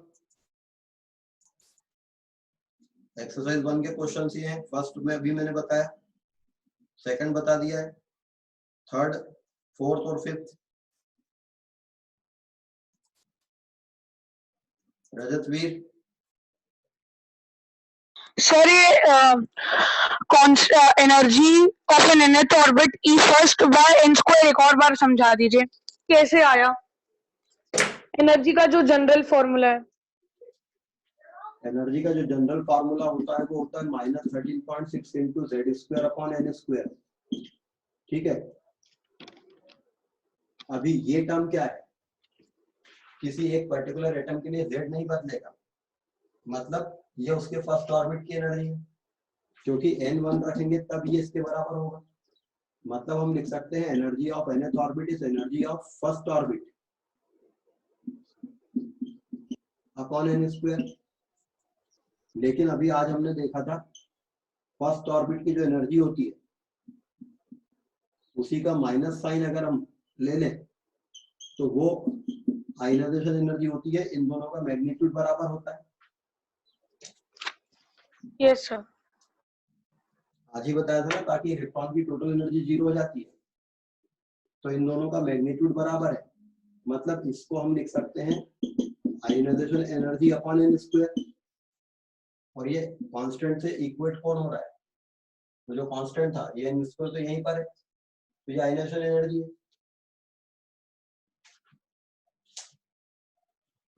Exercise 2।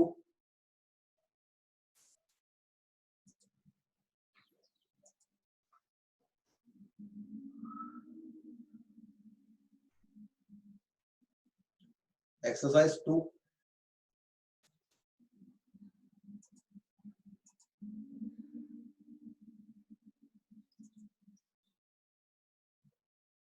Saurabh Tripathi,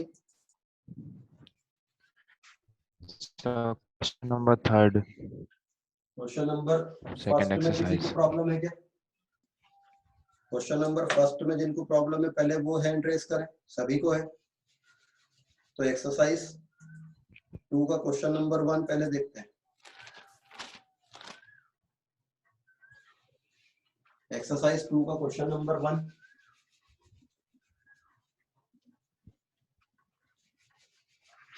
calculate the velocity of an electron placed in the third orbit of hydrogen atom. Also calculate the number of revolutions per second.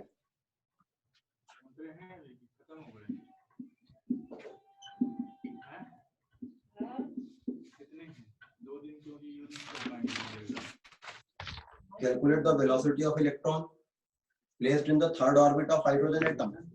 Also calculate the number of revolutions per second that this electron makes around the nucleus. अपने आप को mute कीजिए जो भी unmute है।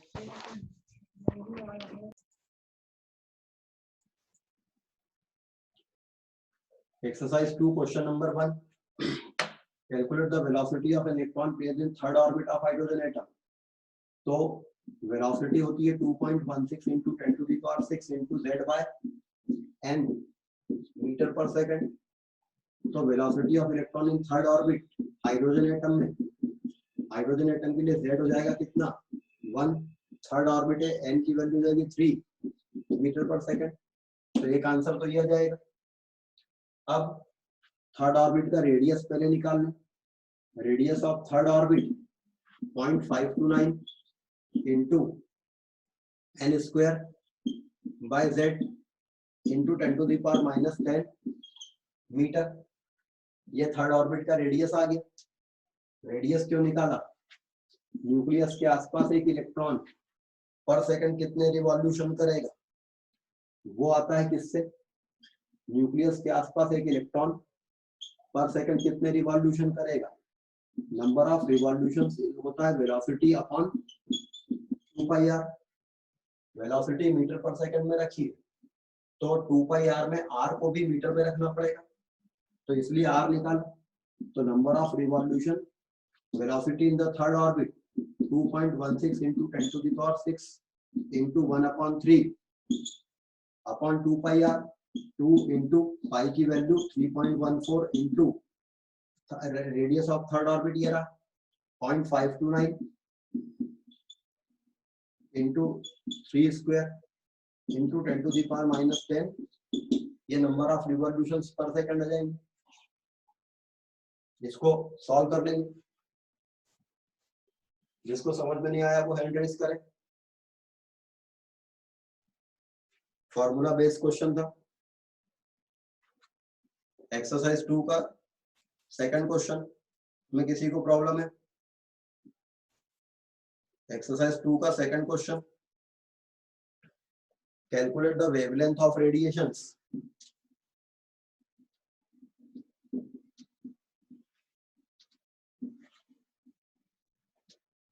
Calculate the wavelength of radiations when the electron jumps from third to second orbit of hydrogen atom.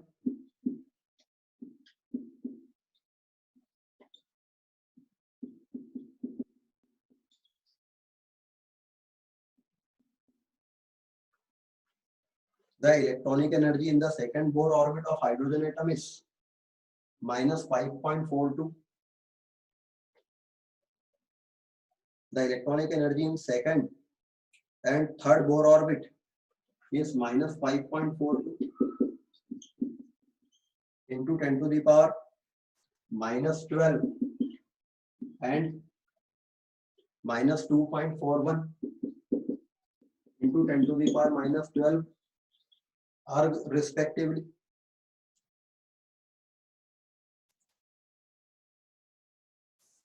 Exercise 2 question number 2 में ये पूछा है हाइड्रोजन के अंदर थर्ड से सेकंड ऑर्बिट में एक इलेक्ट्रॉन आता है तो वेवलेंथ क्या रहेगी जो लाइट निकलेगी उसकी? थर्ड से सेकंड में आया है। इस क्वेश्चन को सॉल्व करने के दो तरीके। हाइड्रोजन एटम में जब इलेक्ट्रॉन किसी हायर ऑर्बिट से लोअर ऑर्बिट पे आता है तो हम वेवलेंथ इस फार्मूले से निकाल लेते हैं।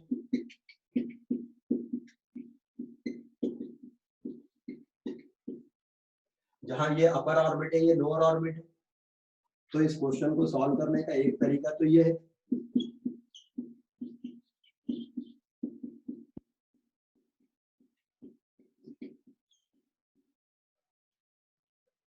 One upon lambda equal to Rydberg constant into Z square into one upon lower orbit का square minus one upon higher orbit का स्क्वायर। मीटर में आंसर आ जाएगा इसको सॉल्व करेंगे तो, इसकी जरूरत नहीं थी। एक तरीका ये था इस क्वेश्चन को सॉल्व करने का। दूसरा तरीका, हम बेसिक बात लगाते हैं, जब इलेक्ट्रॉन किसी हायर ऑर्बिट से लोअर ऑर्बिट पे आता है तो जो क्वांटा निकलता है उसकी एनर्जी हायर ऑर्बिट की एनर्जी माइनस लोअर ऑर्बिट की एनर्जी के बराबर होती है। ये क्वांटा की एनर्जी है, इसको डी ब्रॉगली इक्वेशन से लिख सकते हैं Hc अपॉन लैम्डा। ये थर्ड ऑर्बिट की energy minus 2.41 into 10 to the power minus 12 erg minus minus 5.42 into 10 to the power minus 12 erg. Energy का डिफरेंस ले लिया। अब यहाँ पर ये अर्ग में है, ये एनर्जी भी अर्ग में है, सीजीएस यूनिट सिस्टम, तो हमको ये वैल्यूज भी अर्ग में रखनी, मीन सीजीएस यूनिट्स में रखनी पड़ेंगी। तो प्लैंक कांस्टेंट की value 6.625 into 10 to the power minus 27 erg second रखेंगे। लाइट की वेलोसिटी को 3 into 10 to the power 10 centimetre पर सेकंड रखेंगे अपॉन लैम्डा सेंटीमीटर में आएगा, इक्वल टू ये difference minus 2.41 into 10 to the power minus 12 plus 5.42 into 10 to the power minus 12। इसको solve करेंगे तो लैम्डा सेंटीमीटर में आएगा। इस क्वेश्चन को सॉल्व करने के दो तरीके थे, डायरेक्ट लैम्डा वाले फॉर्मूले से कर लें और या फिर इस तरह से भी कर सकते हैं।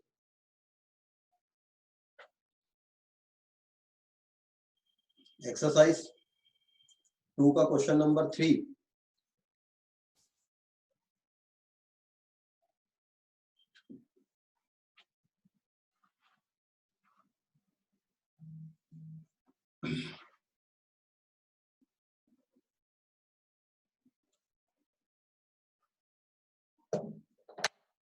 Calculate the wave number for the shortest wavelength transition in the Balmer series of atomic hydrogen.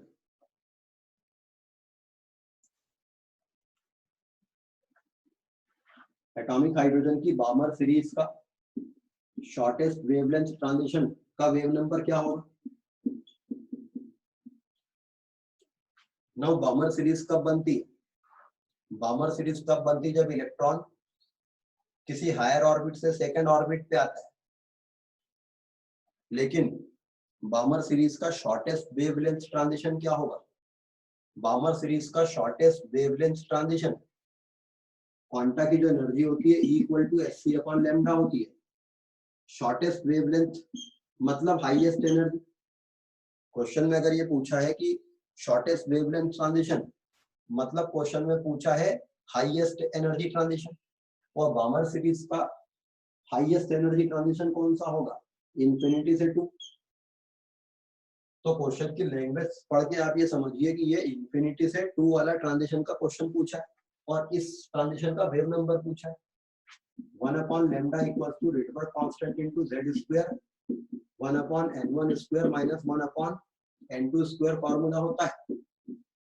1 upon lambda होता है wave number equal to Rydberg constant into z square into 1 upon n1 square minus 1 upon n2 square.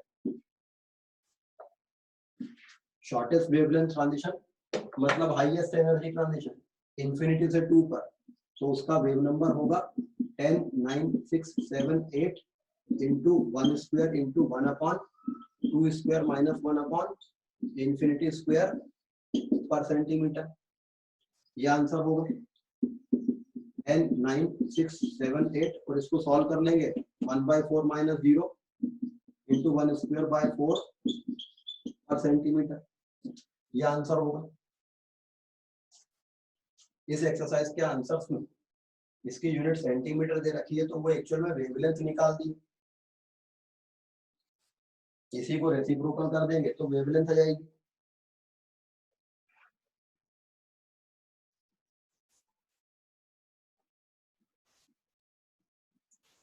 Exercise 2 का question number 4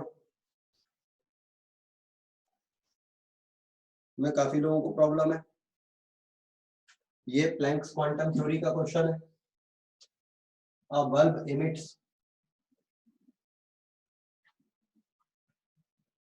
light of wavelength 4500 angstrom. The bulb is rated as 150 watt.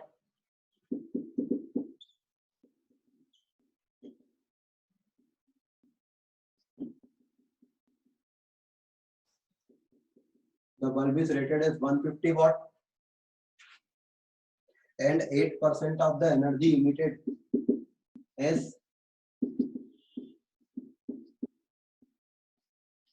radiant energy. How many photons are emitted by the bulb per second? Exercise 2 का question number 4. A bulb emits light of wavelength 4500 angstrom. The bulb is rated as 150 watt and 8% of the energy is emitted as light. How many photons are emitted by the bulb per second?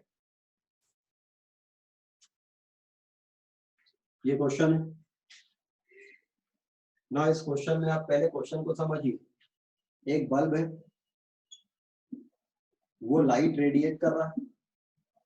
ये bulb जो light radiate करता है उसकी wavelength 4500 angstrom की light है।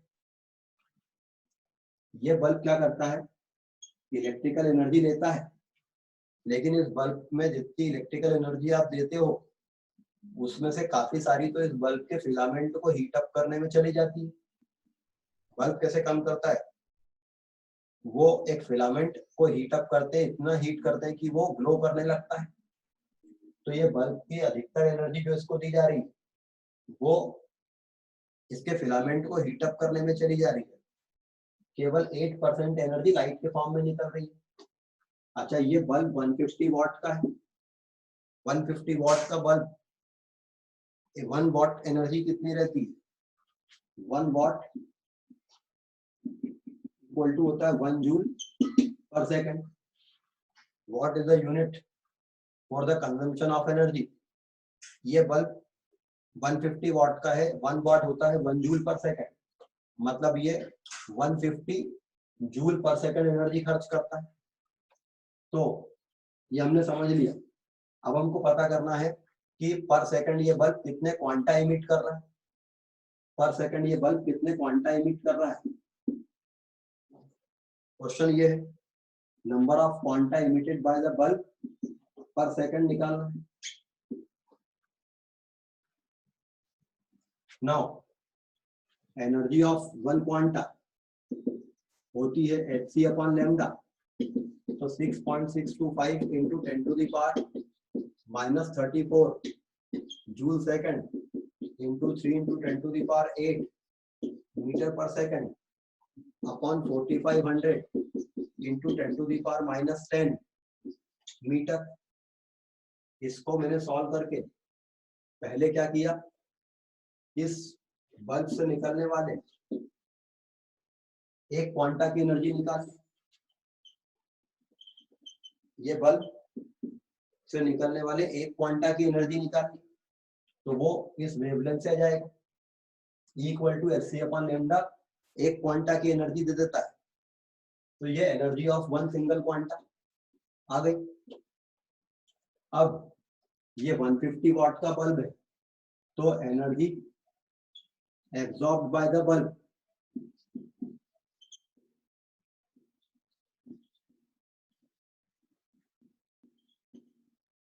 will be 150 joule पर second. ये 150 वाट का बल्ब है, 1 वाट होता है 1 जूल पर सेकंड, तो 150 जूल पर सेकंड ये बल्ब एनर्जी एब्जॉर्ब कर रहा है। तो energy emitted as light will be 150 upon 100 into 8 equal to 12 joule पर सेकेंड। लाइट के फॉर्म में ये कितनी एनर्जी इमिट कर रहा है? 150 का 8%। इस बात को हमने यूज किया, तो ये इतनी एनर्जी पर सेकेंड इमिट कर रहा है और एक क्वांटा के पास इतनी एनर्जी, तो नंबर ऑफ क्वांटा क्या हो जाएंगे? टोटल एनर्जी इमिटेड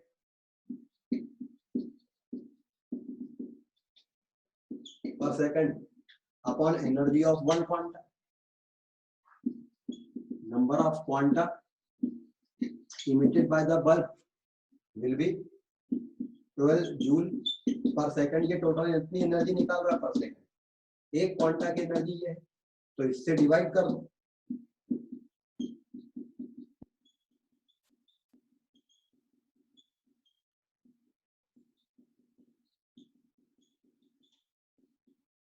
जूल से जूल कट जाएगा, पर सेकंड बचेगा। इतने क्वांटा पर सेकंड में आंसर आएगा।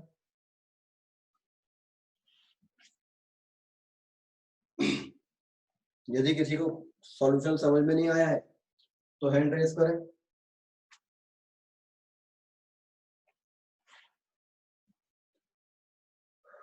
मयंक भारती,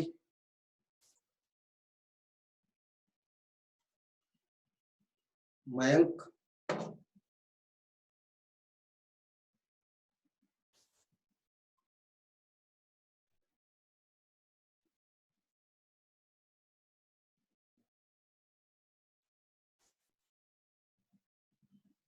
मयंक भारती,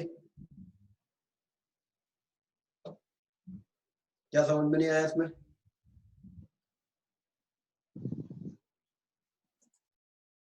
अक्षदा,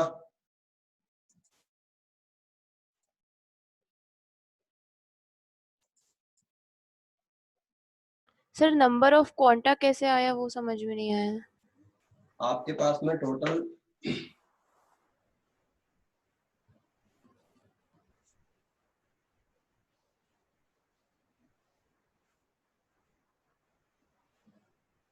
आपके पास टोटल 10 रुपए हैं, लेकिन आपके पास में 2-2 के नोट है, तो आपके पास कितने नोट है?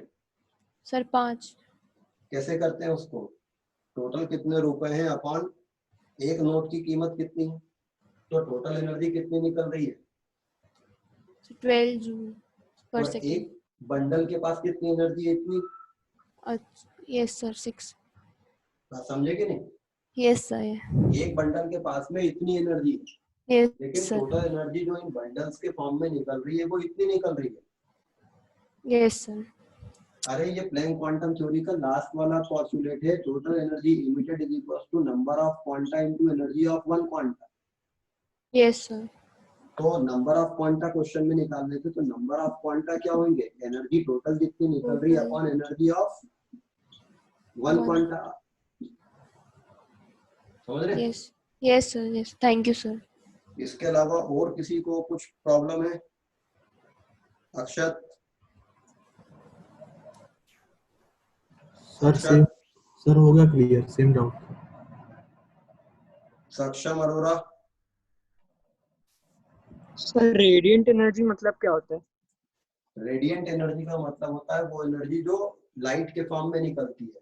आपने इस बल्ब को जो एनर्जी दी थी वो करंट के फॉर्म में दी थी, उस एनर्जी को इस बल्ब ने क्या किया? हीट के फॉर्म में कन्वर्ट किया। पहले तो इसका फिलामेंट गर्म हुआ और इतना गर्म हो गया कि वो व्हाइट ग्लो करने लगा। मतलब इसकी जो इस बल्ब को जो हम इलेक्ट्रिकल एनर्जी दे रहे थे वो दो काम में खर्च हो रही थी। एक तो हीट में, ताकि उसका फिलामेंट गर्म हो, और थोड़ी लाइट में कन्वर्ट हो रही थी। तो क्वेश्चन में ये कहा गया है कि वो जितनी एनर्जी लेता है उसकी 8% एनर्जी लाइट के फॉर्म में इमिट करता है, मतलब रेडिएट करता है उस एनर्जी को। इसलिए हमने क्या किया था, इस बल्ब ने जितनी एनर्जी एब्जॉर्ब की थी उसका 8% ही लाइट के फॉर्म में निकाली, बस सारी एनर्जी उसने लाइट के फॉर्म में नहीं निकाली।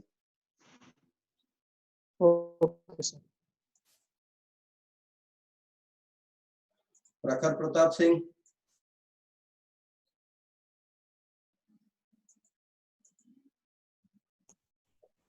प्रखर प्रताप सिंह, हेलो सर, मेरा क्वेश्चन ये है कि जो डी ब्रोगलीज इक्वेशन है वो एटम के अंदर पे एप्लीकेबल रहती है जब वो रिवॉल्व कर रहा है इलेक्ट्रॉन? हाँ, डी ब्रोगली इक्वेशन कोई भी मूविंग पार्टिकल पे एप्लीकेबल रहती है। तो सर फिर उस तब वो मूविंग इलेक्ट्रॉन जब न्यूक्लियस के अराउंड घूम रहा है तब उसका जो इक्वेशन रहेगा वो क्या रहेगा? उसका उसको अपन हम कौन सा अगले मोमेंटम लेंगे? उसके लिए फिर हम एंगुलर मोमेंटम लेके काम करेंगे। Yes sir. और सर ये जो एक्सीलरेटिंग पोटेंशियल में एनर्जी है काइनेटिक एनर्जी की, वो किस यूनिट में है? वो डिपेंड करता है कि आपने पोटेंशियल को अगर वोल्ट में रखा है और चार्ज को कूलम में रखा है तो वो एमकेएस यूनिट में आएगी। और सर ईवी के फॉर्म में? हाँ, तो ईवी में आप चार्ज को कूलम में रखोगे और वी को वोल्ट में रखोगे ना, तो वो एमकेएस में मीटर पर सेकंड में आएगी। Yes sir. और सर हाइजेनबर्ग अनसर्टेनिटी प्रिंसिपल का कोई वो है क्या वेरिफिकेशन, जैसे डी ब्रोगली का था? प्रैक्टिकल वेरिफिकेशन भी हो सकता है, थ्योरेटिकल भी हो सकता है, लेकिन वो हमको कोर्स में नहीं है तो उसको हमको नहीं पढ़ना है कि उसका वेरिफिकेशन क्या है। क्या करेंगे वो थ्योरेटिकली वो सही बात है, ये मेन चीज है। Yes sir. चलिए, तो नेक्स्ट क्लास जो रहेगी वो डाउट क्लास रहेगी। अच्छा, सभी लोगों के लिए इंफॉर्मेशन ये है कि जितने भी ये एटॉमिक स्ट्रक्चर का पैकेज दिया है, ये असाइनमेंट्स के सॉल्यूशन मैंने यूट्यूब पे अपलोड किए हुए हैं, तो डायरेक्ट वहीं पर जाकर आप देख सकते हैं। यूट्यूब पे एटॉमिक स्ट्रक्चर के असाइनमेंट्स के सारे सॉल्यूशंस ऑलरेडी अपलोडेड है, तो यहाँ क्लास में करने के पहले एक बार वहां पे भी देख लिया करो, ताकि फिर यहाँ पर आपको केवल सिलेक्टेड चीजें ही पूछनी रहे।